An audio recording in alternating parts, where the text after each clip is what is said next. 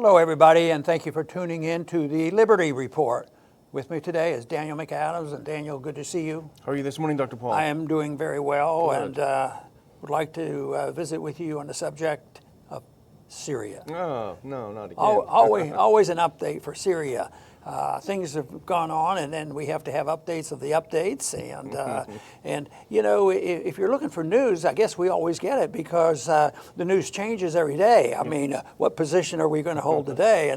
And sort of that's what we're going to talk about is the flip-flopping that goes on. And we were excited when Trump talked about. He sounded very sincere. It sounded like it was almost like what he would like. We're bringing the troops home. Yeah. And so we praised him for that. But then there's pressure to show that you better not, because there's still a lot of nasty people out there who want to take over Syria. Maybe we can ignore Assad for a while, but we have to be there because we have to be in on divvying up the territory. And right now, I guess we're doing pretty well. We have control of the eastern part and oil's over there, so I don't think we're going to walk away from this, unfortunately.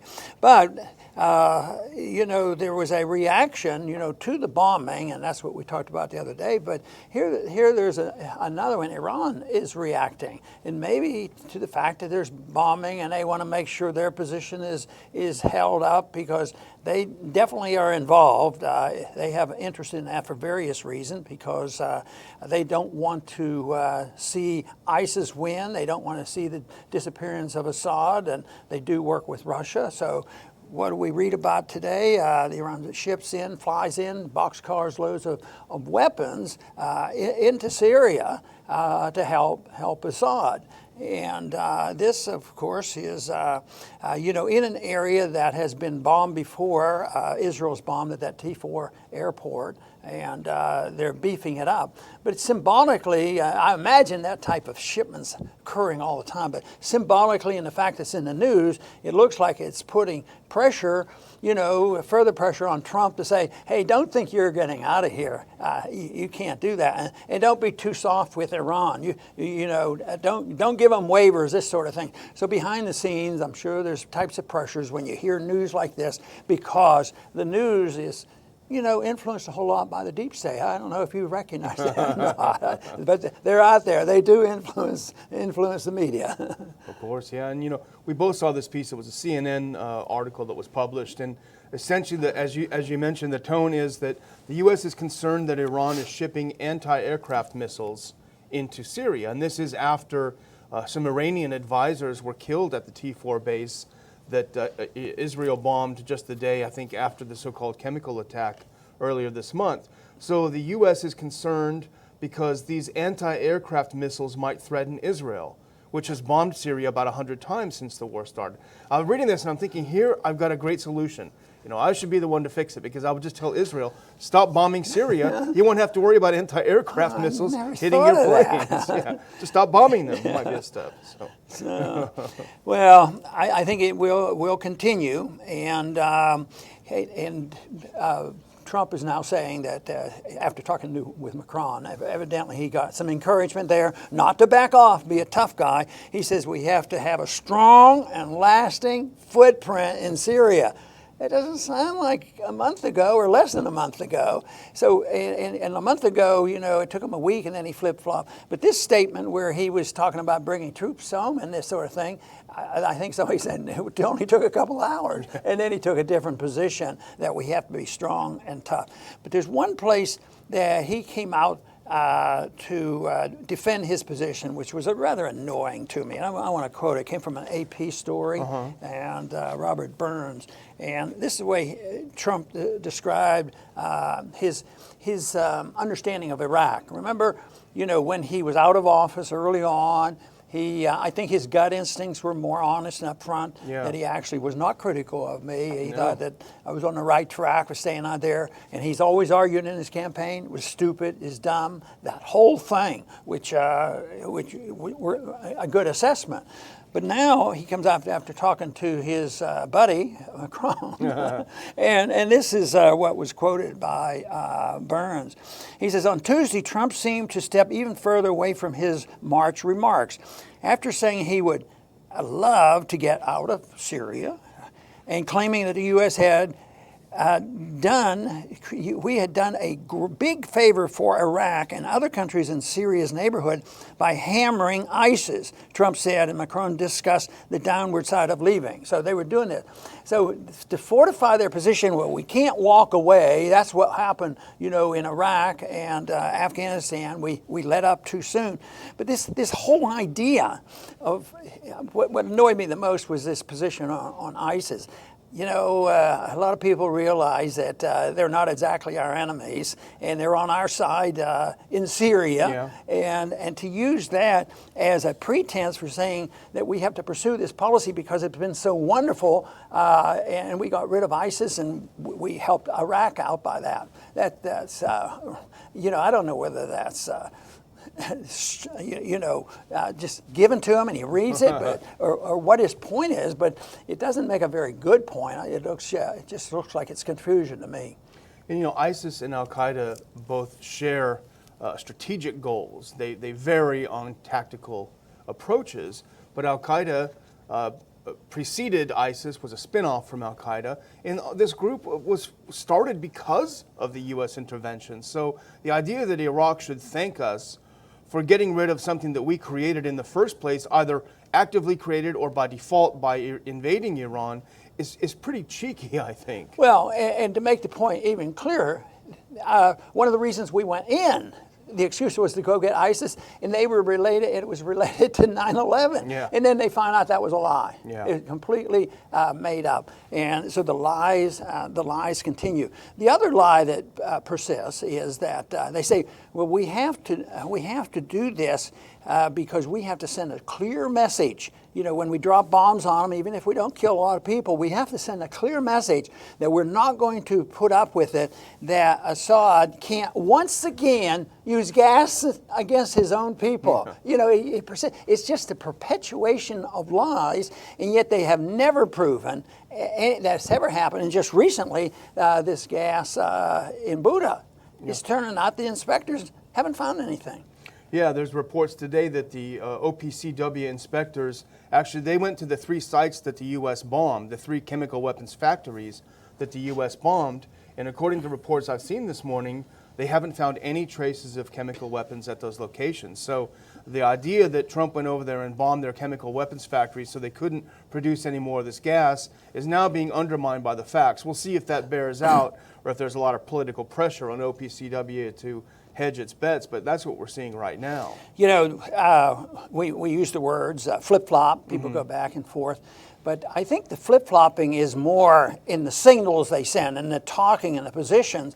But I don't think overall our country, I know it's careless and they make mistakes and there's unintended consequences, but I don't think our presence in the Middle East has been flip-flopping. It just gets worse, or it gets but it doesn't flip-flop. We still have an interest there. We still support Israel and Saudi Arabia. We still have an antagonism to Iran, and we still don't like Assad. We still don't like to see what's happening with Russia. So, but I think that more or less policies are pretty steady, interventionists in the wrong direction, doing harm. But the flip-flopping comes in the rhetoric, which is where most of the people get their information. But the average person must get a little bit confused, on what are we going to do today with Syria. But the bigger question would be if you took a group of people probably in college or getting out of college and asked them to point to where Syria was, and they probably wouldn't be able to do it. We have an interesting piece up on the Ron Paul Institute website today written by Tho Bishop from the Mises Institute, and he points out that actually right after 9/11, Iran was considered by the Bush administration to be enormously helpful in our search for who did 9/11 because it was the Saudis who sponsored it, and so the relationship was really showing big signs of improvement. And then the neocons moved in, and David Frum was supposedly the writer of the State of the Union speech that Bush gave, where he talked about an axis of evil and how Iran was in it. So just as the relations were improving, the neocons rushed in. It looks like they're doing the same thing to Trump. Not only did Iran offer assistance, but didn't they offer an exchange because countries hold spies, you know, at different places. We had some of theirs and they had some of ours, and they offered to exchange these spies, but we turned them down. Here's something that's funny about this Macron, and we're sort of, I guess, poking fun at Trump a little bit with our title. He changes Trump's tune because Trump, wants to be this tough guy. He's the boss, and it looks like this little guy Macron is. There's this pictures of them leading each other by the hand, but Macron is not even bashful. He's bragging about it. He said, 10 days ago, President Trump wanted to withdraw from Syria. We convinced him to remain. You know, the one thing I think is a possibility, because we get misled thinking that, Trump is really tough. He's the big guy, and he doesn't mince words, and he threatens the use of weapons. He does drop bombs. So this bothers us a whole lot. But it also this flip-flopping might be a reflection of a contest in the administration, which is not too unusual. And that is that when Trump maybe is speaking a softer tune and wanting to come out, then the people at the Pentagon have a different position. And then, of course, you hear the words from the advisors now that you have Bolton there, you're going to hear a different story, and they have to squelch the president. So there's this contest between the Pentagon and Trump himself, and then you end up with chaos in the foreign policy. Now, you had a quote that got under your skin. Here's one that drove me crazy from the same AP article. Here's Trump. Emmanuel, that's Macron, Emmanuel and myself have discussed the fact that we don't want to give Iran open season to the Mediterranean, especially since we really control it. And that's why we have to stay in Syria. So because we control the Mediterranean, which is how many miles away from the U.S., open season on the Mediterranean. Yeah, and my analogy during my campaign days was, whether it's the Persian Gulf or the Mediterranean or the Black Sea or wherever, what if all this activity was occurring in the Gulf of Mexico?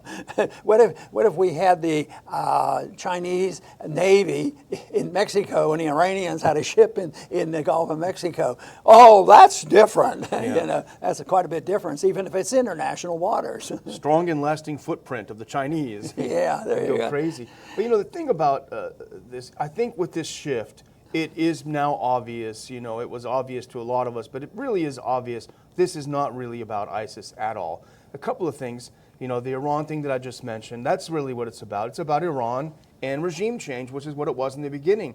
But if the U.S. was so concerned about ISIS, there's a big pocket of ISIS right in the middle of territory controlled by the U.S. Why have they done nothing about this pocket in the Northeast? And the other thing is, here's what Secretary Mattis said earlier today, I believe. Our goal is to drive this to a UN-brokered peace. So that doesn't sound like we're there to get rid of ISIS. It sounds like we're there to get rid of Assad. It's a little bit ironic because that's exactly what happened with Libya. The UN came in and it named the Libyan government. These guys that are running Libya are not elected. They were named by the UN. So how is that preferable to having even if the Syrian elections aren't perfect, they actually had elections. So regime change. I think it's a continuation of conflict that went on for many years, and when outsiders stayed out of it, it was subdued. But when others get involved, like us, getting involved in this reason, it stirs up trouble. And I think the age-old conflict has been with a certain group of Muslims, along with the Persians. Saudi Arabia now and Iran. Mm-hmm. But each side has allies, and probably, the strongest allies for Iran, it would be Russia. Of course, the strongest allies for Saudi Arabia, Israel and the United States.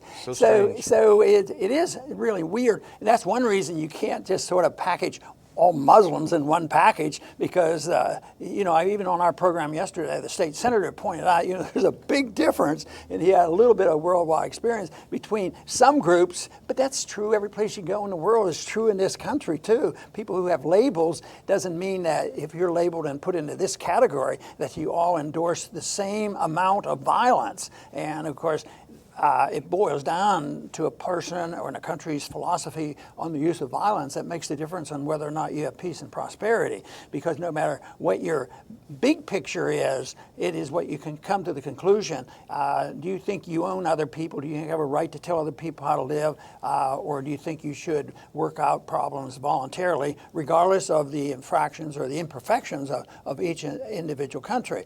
But that isn't the approach. It just seems like, we have it, we're right, we're in our position.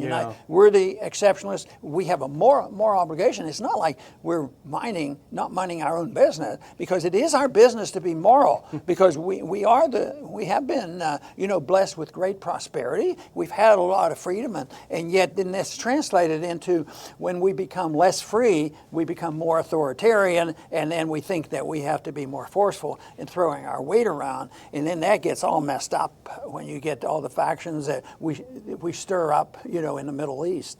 And then you get them saying that the other countries should thank us for bombing them. Right. But I would just conclude by saying the last time I checked, which was about 5 minutes before the show, there are 3 tickets left for the conference. So we are sold out, technically, essentially. And it's not like we're not going to have a lot to talk about. We should probably have had 2 conferences because there's so much to talk about. But I would just ask you to subscribe to our channel if you haven't already, this YouTube channel. Get your friends, get your enemies, get your neighbors to subscribe to it, get the word out wide and far. Also go to ronpaulinstitute.org website for more articles on foreign policy. ronpaullibertyreport.com carries articles with a lot of more economic flavor. So do some reading along with watching the show, and we really appreciate you sticking with us. Very good. I want to thank our audience for joining us today. And one thing we don't worry about is, is running out of subjects to talk about. Since we're embedded with this philosophy of interventionism around the world, we're going to have a lot to talk about and a lot of persuasion to pursue and try to change people's mind. And that is why I talk to young people, because they're the ones eventually who are going to have to pay for this. They're the ones who have to fight the battles when they come about. And therefore, it has to change. And I know it doesn't change overnight. We didn't get to where we are today, quickly. It's been taken really 100 years to essentially undermine the whole principle of non-interventionism and staying out of the affairs of other nations. But the progressive era has been a period of time where we have rejected much of the good part about free markets and voluntarism and a strong national defense without committing aggression. So we will have a lot to talk about, and we certainly will be talking about this at our conference, and we're going to continue to be involved. I do want to thank you for your support and for joining us, and please come back to the Ron Paul Liberty Report soon.